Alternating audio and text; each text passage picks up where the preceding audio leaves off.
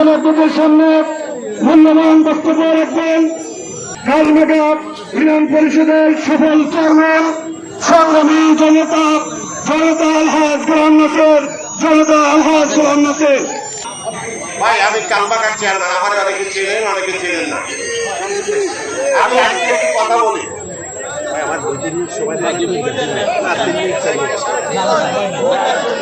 আজকে পাথরঘাটাতে পানি মন্ত্রী আছে, আপনারা মনে সবাই জানেন। আমরা এনামূলের সাপোর্ট করি দেখা আমাদের কিন্তু এটা দাওয়াত করে নাই, কোন জায়গায় দায়িত্বও বলে নাই। এখন পাথরঘাটার আউরি কি আছে এটা আপনারাও বোঝেন, আমরাও বুঝি।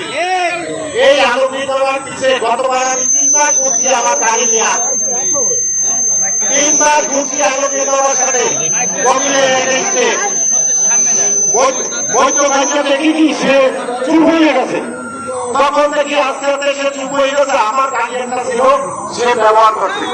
এবার পরবর্তীতে দেখলাম আলোকিত তার লাগে মিলিয়ে গেল। এবার আমি আর এনামুল জিজ্ঞাসা করেন আর এই আলো এরা বিয়ার মামায় এক শ্বাস করতে বলছিলাম, কিন্তু আলমদুল্লাহকে তো শ্বাস করতে বলছিল না, কিসের জন্য আমি জানি না, বলছেন এটা আপনারা বুঝাবেন কিসের জন্য বলছেন। আর আলমদুল্লাহ কালকে পরশু দিন একটা মিটিং ডাকছে, এই মিনিস্টার আসবে দেখা, এবং মিনিস্টার আসবে দেখে ডাকছে আমাদের কেউ নেই যারা এর আমলের।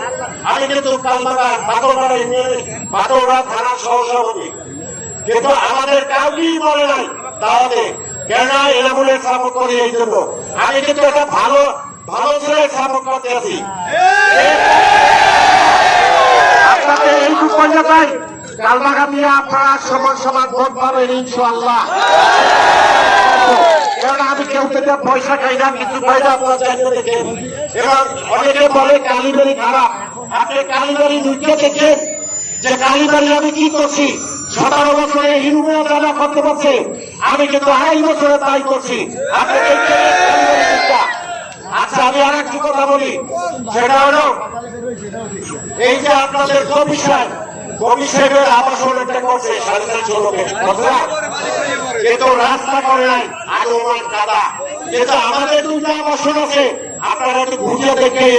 আমি নিজে 1% টাকা দিয়া এই রাস্তা করে দিচ্ছি, আপনারা দেখেন। এই তো কালবাগার কেউ তাকে জিজ্ঞাসা করে দেখেন, বলছেন এনামুল আমাদের কালবাগাতে এই মুন্সিয়ারে একটা ঘাট দিয়েছে, আবাসনে একটা ঘাট দিয়েছে। এখন আমরা কোন দিক যাবো? এনামুলের দিক যাবো না অন্য দিক যাবো? আমাকে হাসিল কাছে করতে আপনারা হাতটাকারি বলেন, এনামুলকে কি ভোট দেবেন?